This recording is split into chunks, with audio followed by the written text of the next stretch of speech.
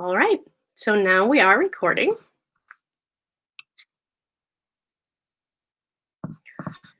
Why are we doing office hours? Well, first of all, I'll introduce myself. I'm Julie Ray, and I work in assistive technology for the Duluth Public Schools and for Region 3 of Minnesota in the low incidence area. And we started doing office hours last year when we went into distance learning because we realized that there were a lot of people out there doing a lot of new things, and it was great to be able to come together as a community and learn about some of those things together. And some of you may be in distance learning now, some of you not, or somewhere in between with hybrid, but we just still felt like this as a Region 3 community of practice would still be a great option to offer these for us to work together. But think about your why also as you're sitting here for the next half hour with us. I always touch on the set framework. This is this thinking about the student, the environments in which they'll be doing things, the tasks you're asking them to do, and then thinking about which tools would support those tasks for that student in those environments. Of course, we always want to have a lens of equity over all of that and making sure that each individual student receives exactly what they need. So keep that in mind as you're listening to Kelsey's information in just a second, and know that sometimes, even though something might apply to just one type of student, it often supports many, many other types of students. We're going to get into some sharing by Kelsey. Then we'll have plenty of time for questions and answers. I'll really briefly share some additional resources. They're all linked in your slides, and then we'll do a quick wrap up. All right, so without further ado, I will turn over the microphone to Kelsey Funk, who is a teacher for the deaf and hard of hearing here in Duluth Public Schools. And I will let her introduce herself and give some more information then. Thanks, Kelsey. Hey everybody, I'm Kelsey Funk. I am new to the Duluth Public Schools, so this is a really exciting way to meet you all, I guess. But I'm really excited to be here to talk a little bit about closed captioning and how important that is for our deaf and hard of hearing students across the district. But also, I know here at Denfeld, we've talked a lot about, kind of like Julie talked about, how it's really a universal part of universal design for learning.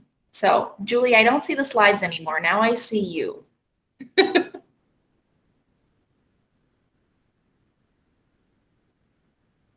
One more fun thing while we're waiting for Julie is I just learned about a new function within Google Meets. I think when they did their big update recently, they added some new cool things.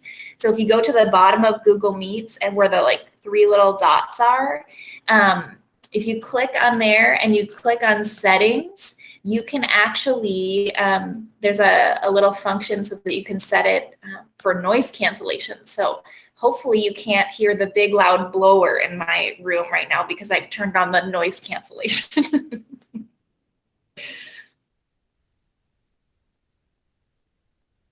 And Julie's going to be my clicker for the slides.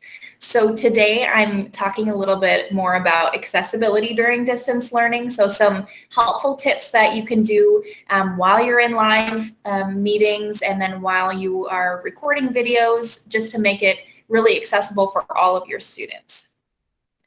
So first, I think that these are just some quick tips. Oh, I won't play this right now, but this is something cool to listen to later if you go through the slides. And it's a simulation of hearing loss at different levels. And it's really interesting to hear how many pieces are missing and how unintelligible the speech becomes, I guess, at a certain level. You know, once you get past mild hearing loss, it's really hard.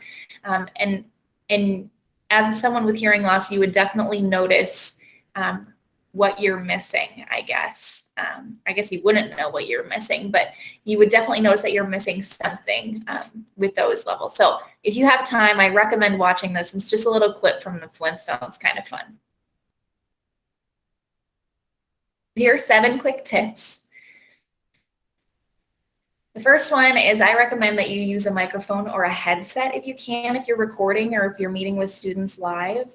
It really helps eliminate a lot of that background noise and enhances the quality of your voice. And then that noise cancellation setting, that's an awesome one to take advantage of too. But this is helpful for all of your students because your voice will be clear and the main focus of whatever you're trying to share. And that doesn't have to be like a fancy like headset. I know the prices of headsets have gone up like crazy since we all went into distance learning. So even just some like earbuds that have a microphone or AirPods if you have them, or yeah, just a cheap headset, anything. I have one I think is like $20 and it really makes a big difference. The next one is check your lighting. So you want to make sure that you're being lit from the front and not from the back. So if I turned this way away from my windows and I was facing this way, then my face would be a lot darker. And so for deaf students, that really that lighting really helps a lot with speech reading. But again, it's helpful for all of your students to be able to have clear access to your face. And then mute all students. This is hard as we're getting used to Google Meet, but it really makes it a lot easier to follow who's speaking if you just mute everyone or ask everyone to mute themselves and then unmute when it's their turn. I've seen some really cool ideas from teachers who have, for younger students, some visuals like on popsicle sticks, because the students are getting used to this too. Like mute yourself and it's just like a little icon. It's a picture of the little icon down on the toolbar so that they know what they're looking for. So that's really helpful. The next one is figure out your procedures for asking questions. So it's really helpful to have some sort of procedure to help with the flow so that students aren't talking over each other at some time. So establishing some way that students can ask questions also. So, hey, if you have a question, type it in the chat, and then maybe there's a Q&A kind of section at the end of the class where you go through those questions. Or, but it's always good to keep your eye on the chat box. And I think this is the last one, but the most important to me, use closed captioning on all visual media. So all media that you include in your instructional content should have captions because that makes it accessible for all of the students. And then also, like Julie shared at the beginning of our presentation, share with students how they can turn on closed captioning while in live meetings and for recorded videos so that they're able to utilize that tool during their independent work time as well. Oh, reduce background noise.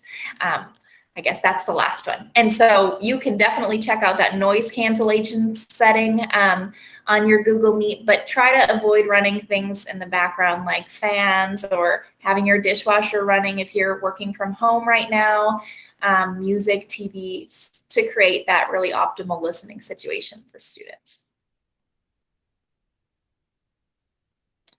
There's another one. State the name of the student that you're going to call on and repeat what they say. I feel like most teachers do this naturally, you know, but sometimes if a student asks a question, it's hard to understand what they say. So if you repeat it again, it gives all the students access to a clear model of whatever question or comment was made. So captions. How do captions help students? Does anybody want to share what they think about captions, helping students typing in the chat box? Have you used captions before? How does it help your students?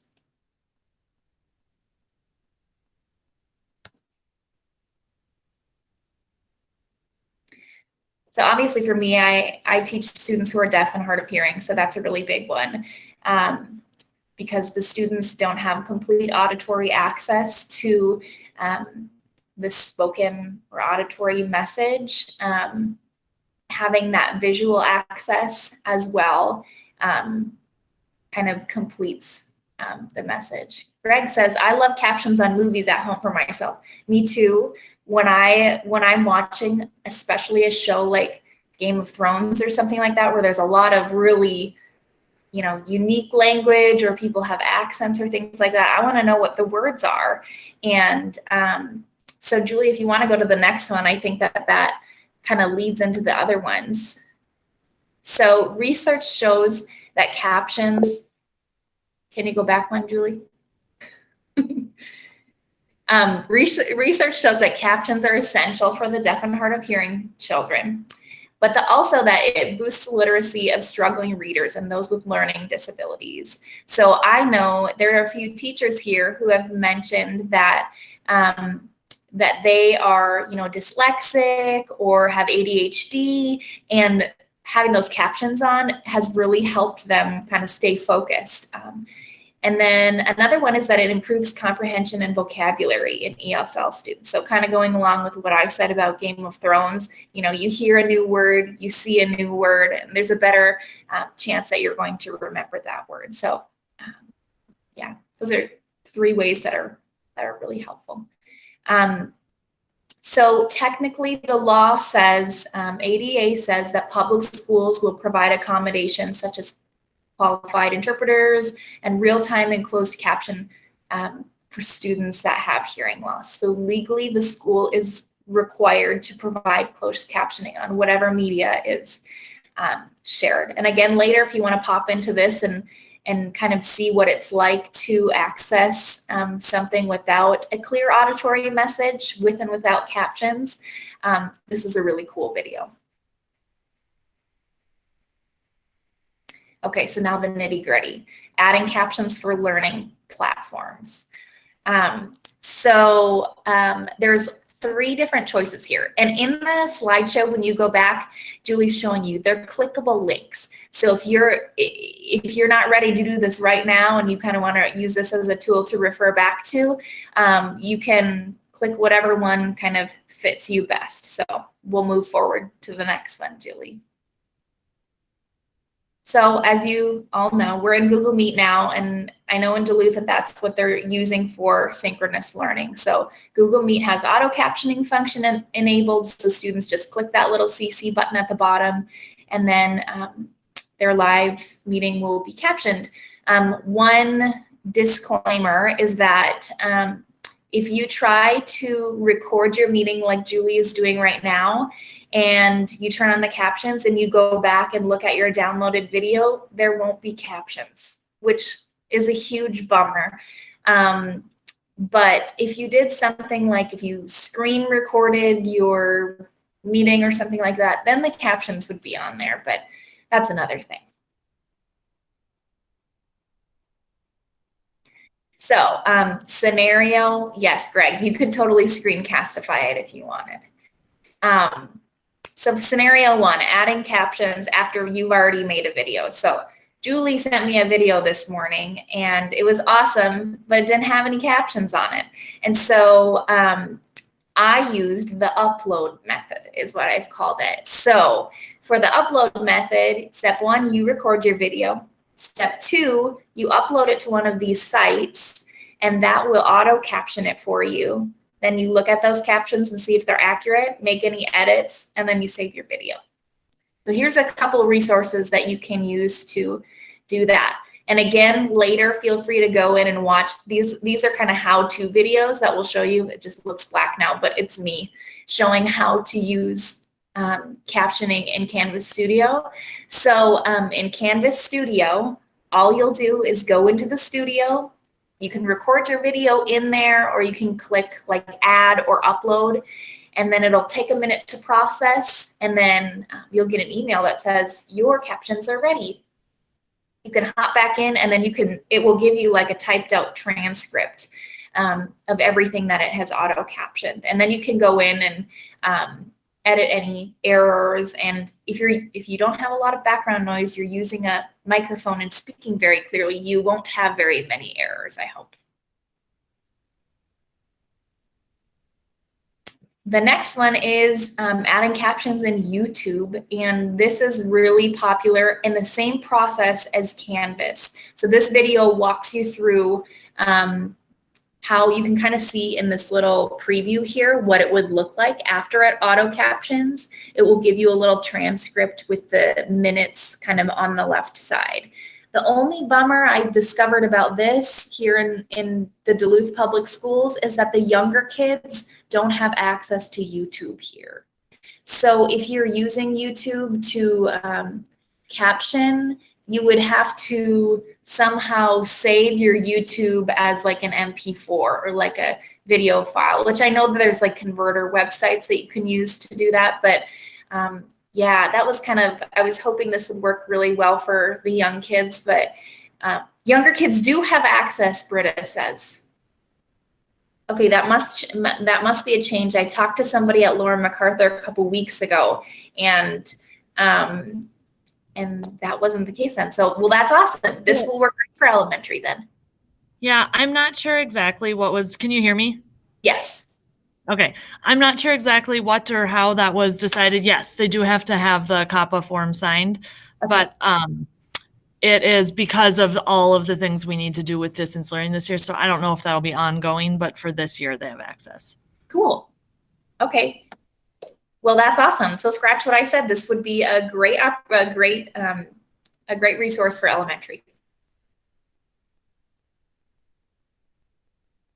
The next one, this one's my favorite. If I can't use Canvas, which I recommend for all the teachers who are in Duluth Public Schools, that is just the easiest way. But if you're not in Duluth and don't have Canvas, or you're not using Canvas to share your videos, I recommend Capwing. And it's free. You just go to capwing.com, and the same thing, you upload your video, you click auto caption, and then you'll go through and edit. So it's free for any video that's less than 7 minutes long. So here we've discovered all these things are free. These are free and easy to use. Yes. So Terry says K through 5 uses Seesaw. And so that's why I recommended using YouTube, because I know in Seesaw, they do not have an auto captioning option. So for Seesaw, you have to figure out an external way to caption your videos. So I recommend either Capwing or YouTube, or I'll show you another one that's called Apple Clips. There's Screencastomatic too. I haven't played too much with Screencastomatic because this is a paid version. So I've been using all the free things that I can. And this is not available on district Chromebooks in Duluth Public Schools. So you can also, I guess, scenario number 2, creating a video that has real-time auto captions. So this means captions are rolling while you're recording in an app. So this is like, I think it was Greg mentioned earlier about recording using Screencastify while in a Google Meet. That would be an example. And so for this one, you would record using a program that adds auto captions.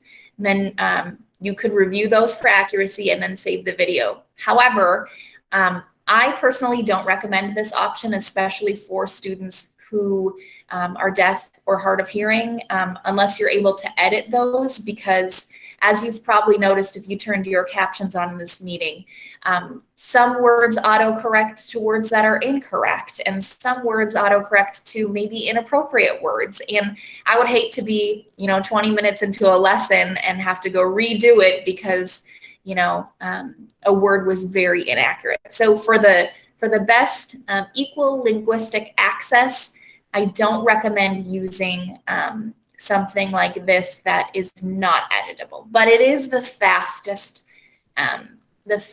way, I guess, in my opinion. So this one is editable. So that's why I recommend it for teachers who are recording videos of themselves for Seesaw. So Apple Clips is an app you can get on your iPhone or your iPad, and it has a live auto captioning feature, and you can go back and you can edit those captions after you're finished recording. This would not be good for trying to record your screen or Google Slides or something, but if you were just making a video of yourself, or showing something like on your phone using a camera, this would be a great option. It's really easy to use. And then the video shows you how. And then here are some screencasting and auto caption options. So these are, like I said, recording your whole screen with the auto caption program open. And so this is the one that you can't edit, and so it won't have the most complete linguistic access for those deaf and hard of hearing students. So you'll open up your slideshow or whatever, and then have your real-time captioning program open at the same time, and then start screencasting. So kind of a lot of pieces all to make this happen while you're recording. So the first one somebody mentioned already was Google Slides, which is really super handy. So this, you could use Screencastify and have a slideshow open, and if you go, this video will show you how, but if you go into Google Slides and you go into present mode, there's a little CC button at the bottom. And if you click that, there will be captions at the bottom of your presentation. Oh, thank you, Julie. The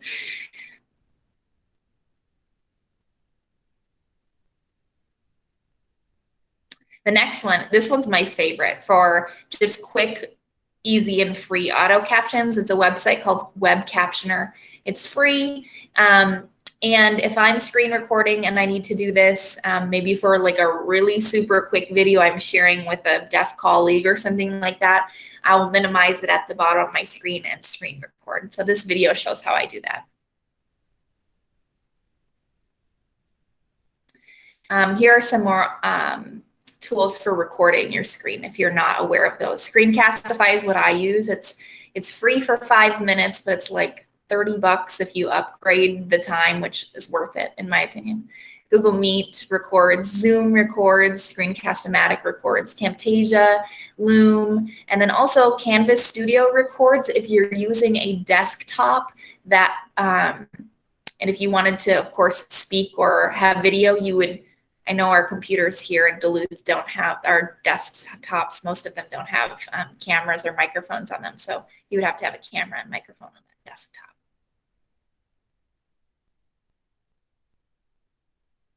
This is just another resource. It's called Described and Captioned Media Program, DCMP. And it has, if you sign up as a teacher for free, it has over 9,000 educational resources and videos that are already captioned. And there's also videos that have audio descriptions if you ever had a blind student in your group. So that's a good, there's lots of stuff that's on there. And if you really dig on the interwebs, you'll find that, you know, a lot of the big websites like CNN, PBS, a lot of those websites have already captioned their videos. So if you find those videos from the source and not on YouTube, a lot of the times they do have captioning.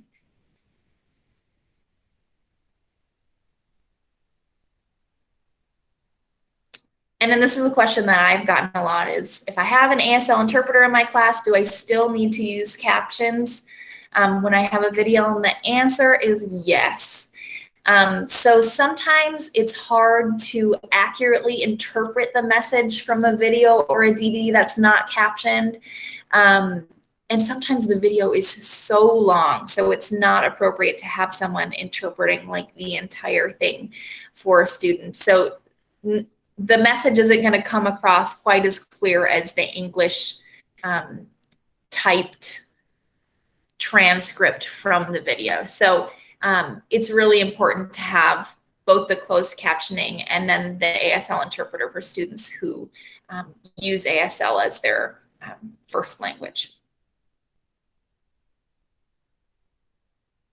That's it. So if you have any questions about captioning or anything, feel free to reach out, call my my desk phone here, or shoot me an email. I wouldn't say that I'm the captioning expert of the world, but I have definitely learned a lot this year as we've moved towards virtual learning. So if you have questions that aren't answered in our Q&A that Julie is going to lead us into now, feel free to reach out.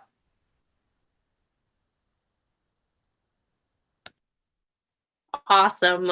Thank you so much, Kelsey. So now, yeah, we will move into our Q&A. I'm gonna just open the floor to anyone who has questions. You can either type them in the chat window. I'm gonna stop presenting so we can see everyone here. You can either type them in the chat window or feel free to pop on the microphone, unmute yourself, and ask a question. I'll keep an eye on the chat window, but feel free to unmute yourself and ask a question.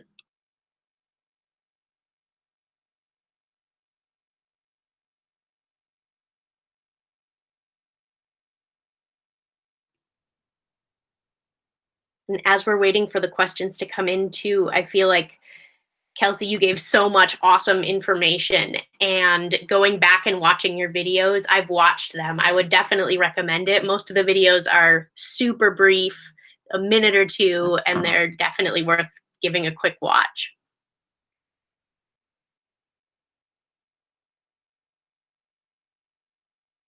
I love that Krista said that she used captioning to understand the lyrics in Hamilton because I totally did the same thing. Agreed, 100% agreed. All right, just a comment from Krista there. Excited to try the captioning in Screencastomatic. Has a subscription, but didn't know it was there. Yeah. Isn't that great when you figure out those features you're paying for? It's good stuff. Great. If you continue to have questions, type them in the chat window, or again, you can pick up the microphone and, or unmute yourself, I should say, and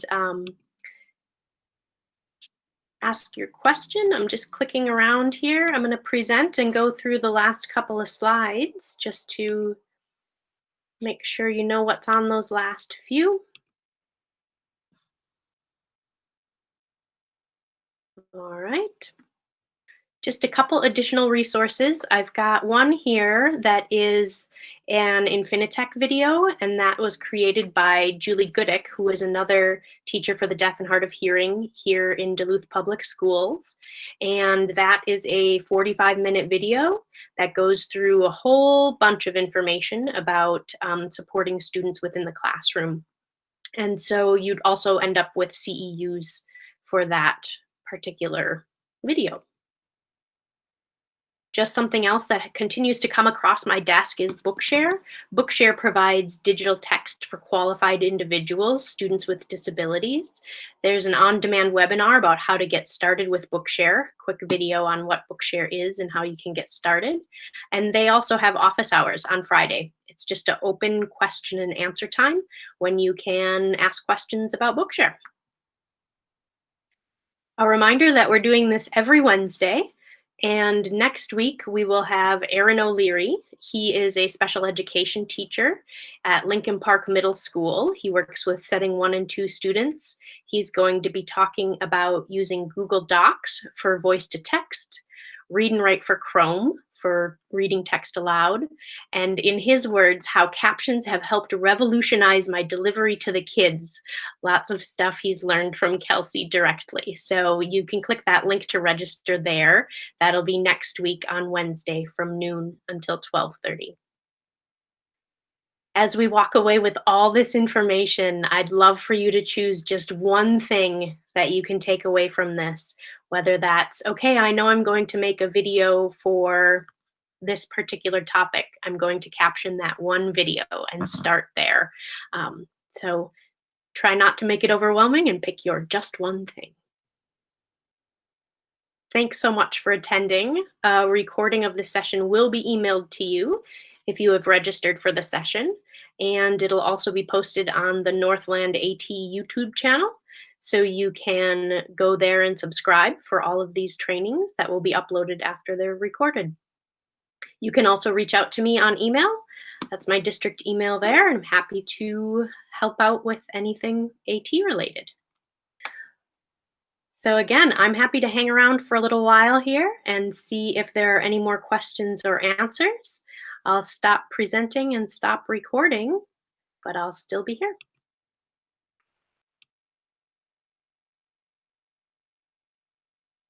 I'm curious if anyone still here has any deaf or hard of hearing students in their groups.